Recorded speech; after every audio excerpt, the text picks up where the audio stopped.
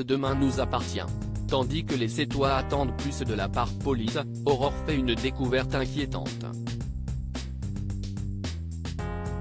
Dans le même temps, Fred pose un ultimatum à Maxime, Victoire fait une proposition à Soraya et Chloé change d'avis. Capture d'écran TF1. Attention, les paragraphes qui suivent contiennent des spoilers sur l'épisode de Demain nous appartient diffusé demain soir sur TF1. Si vous ne voulez rien savoir, ne lisez pas ce qui suit. Jeudi 6 février dans Demain nous appartient. Les habitants de Sète attendent plus de la part de la police et après avoir fait une réaction allergique à l'une des molécules du gaz lacrymogène, Timothée est hors de danger pour le plus grand bonheur de Victor.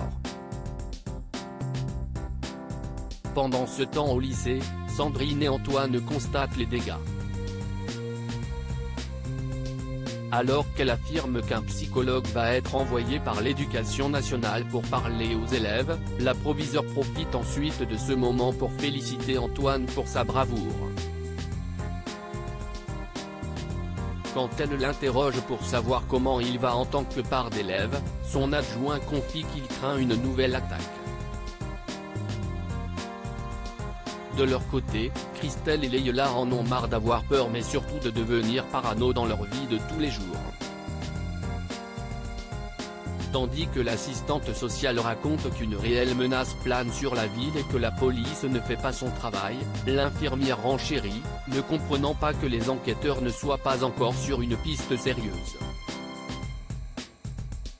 En apercevant Victor dans les couloirs de l'hôpital, Christelle l'implore de faire jouer ses relations pour obliger les forces de l'ordre à faire leur travail et ainsi retrouver le cours normal de leur vie. Victor, qui n'est pas surpris par le manque de professionnalisme de la police de Sète, promet de voir ce qu'il peut faire. Dans l'après-midi, Timothée se réveille enfin et remarque que Victor n'est pas allé à son rendez-vous pour rester à son chevet. Pour l'adolescent, cet acte prouve que son père l'aime. Et lorsque ce dernier demande avec émotion s'il pensait le contraire, Timothée, ému lui aussi, réplique qu'il connaît désormais la réponse.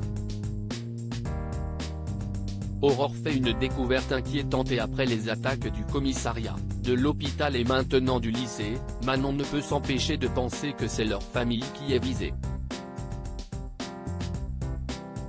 Bien que le capitaine Jacob assure que c'est une coïncidence, William reconnaît que c'est une possibilité et souhaite qu'ils aient une protection policière. Malgré tout, Aurore refuse de céder à la panique. En parallèle, Georges explique que les caméras du lycée ont été désactivées au moment où la personne a placé les explosifs dans l'établissement. Comme les bombes lacrymogènes utilisées correspondent à un modèle de la gendarmerie, Georges découvre sur le dark web que la personne qui a acheté le gaz est la même que celle qui a acquis l'arme à feu de la fusillade. En fin de journée, le petit ami de Victoire parvient à géolocaliser l'endroit où la transaction a eu lieu mais suppose qu'il peut s'agir d'un piège. Sans autre piste crédible, Aurore et Karim se rendent sur place et trouvent des photos de la famille Donnier épinglées sur un tableau. Fred pose un ultimatum à Maxime et à bout de souffle, Souleymane a fait de moins bons résultats à son entraînement que la semaine passée. Tandis que Maxime lui fait comprendre que c'est normal après ce qu'il s'est passé au lycée, Fred déclare quant à lui qu'il n'aura aucune excuse le jour du triathlon.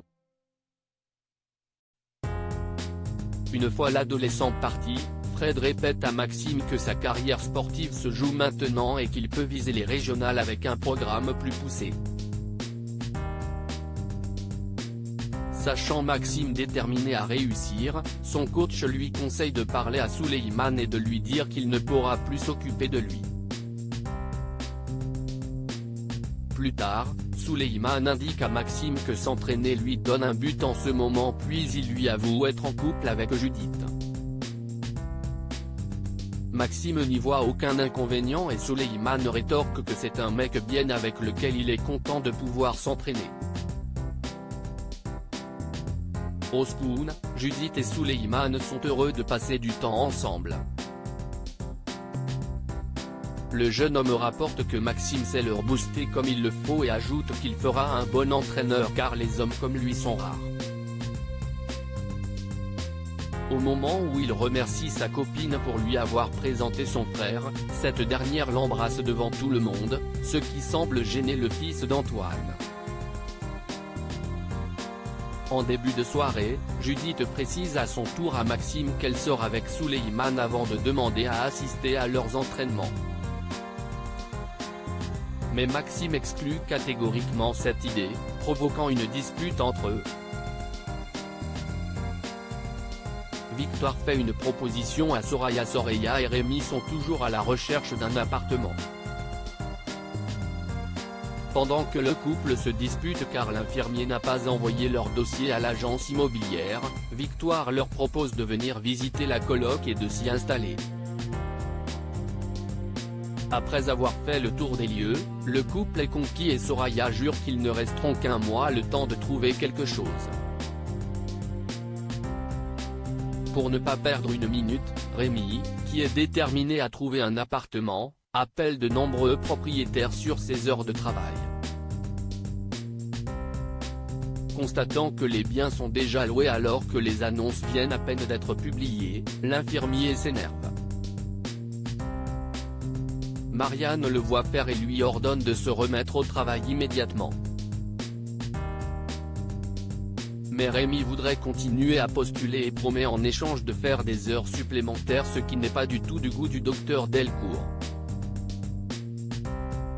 Lorsque cette dernière le menace de le renvoyer, Rémi se remet néanmoins au travail. En fin de journée, Soraya et Victoire passent la soirée ensemble. Les deux jeunes femmes discutent de la difficulté de trouver un logement et Victoire offre à l'avocate de s'installer à la coloc définitivement. Emballée par l'idée, Soraya répond qu'elle en parlera avec Rémi. Chloé change d'avis. Même si André est tiré d'affaire, Chloé réfléchit encore à porter plainte contre le docteur Donnier. Alors que Marianne réaffirme que William est un excellent médecin et qu'il n'a pas pris sa décision à la légère, Chloé pour sa part ne peut s'empêcher de penser au calvaire vécu par son père ces derniers jours. Par la suite, Chloé est auprès d'André quand William vient prendre des nouvelles de son patient. La fille Delcourt confirme qu'elle ne forcera pas son père à porter l'affaire devant les tribunaux et précise avoir eu besoin de chercher un responsable. Après avoir finalement admis que l'opération était une bonne idée, Chloé souhaite qu'ils laissent cela derrière eux, ce que William accepte avec le sourire.